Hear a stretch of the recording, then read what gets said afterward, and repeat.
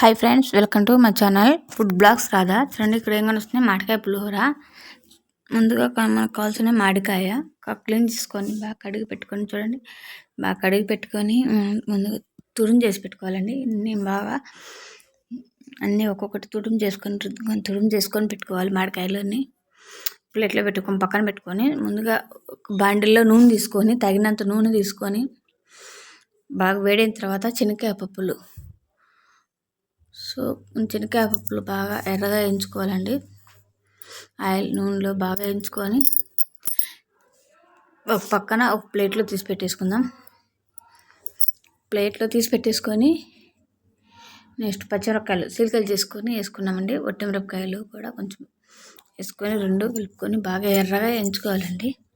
నూనెలోని ఎర్రగా వేయించుకొని అవి కూడా బాగా వేయించుకోవాలి. ఈ ముందుగా తీసుకున్న శనగకాయ పప్పుల్లోనే పెట్టుకోవాలండి, పక్కన పెట్టుకోవాలా. మళ్ళా కరివేపాకు, పచ్చి కరివేపాకు బాగా వేయించుకోవాలండి. వేయించుకొని బాగా పక్కన పెట్టేసుకోవాలా.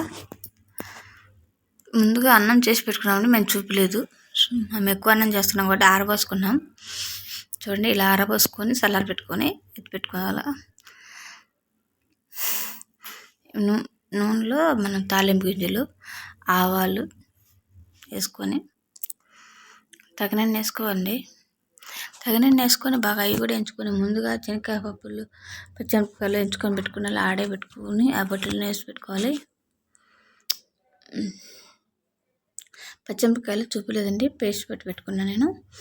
మనకు బాగా స్పైసీ రావాలి కదా, అక్కడికాయ పులుపు కాబట్టి స్పైసీ కావాలని బాగా కారకారంగా తగినంత పసుపు, తగినంత కారం వేసుకొని బాగా మిక్సీ పెట్టుకొని ఇలా ఆయిల్ వేసుకొని బాగా ఫ్రై కావాలి. ఒక 2 నిమిషాలు ఫ్రై అయితే బాగా ఇలా ముందుగా పట్టుకున్న తుడుము, మామిడికాయ తుడుము అండి. చూడండి, ఇది కూడా వేసుకొని దాంతో బాగా మగ్గబెట్టుకోవాలి. ఒక 5 నిమిషాలు మగ్గబెట్టుకుంటే చాలు, ఎక్కువ అవసరం లేదు. మగ్గబెట్టుకొని పక్కన పెట్టేసుకోవాలి. సో అన్నం అంతా ఎత్తి పెట్టుకొని తగినంత ఉప్పు వేసుకొని దాంతో బాగా ఈ ముందుగా వేసుకున్న ఇది మనం చేసుకున్న గ్రేవీ రెడీ అయింది చూడు, మామిడికాయ తురుముతో వేసుకొని బాగా కలుపుకోవాలండి. కలుపుకొని మామిడికాయ పులిహోర ఆల్మోస్ట్ రెడీ అయింది. చూడండి, ఇప్పుడు మనం ముందుగా ఎంచి పెట్టుకుని వేసుకొని శనగకాయ పప్పులు, కరివేపాకు అన్నీ వేసుకొని బాగా మిక్స్ చేసి పెట్టుకోవాలా. మిక్స్ చేసి పెట్టుకున్నాం కదా, చూడండి రెడీ అండి, మామిడికాయ పులిహోర రెడీ. చూడండి, ఎంతో నీళ్ళు ఊరుతుంటే తింటుంటే. లైక్ చేయండి, షేర్ చేయండి, సబ్స్క్రైబ్ చేయండి. Thank you.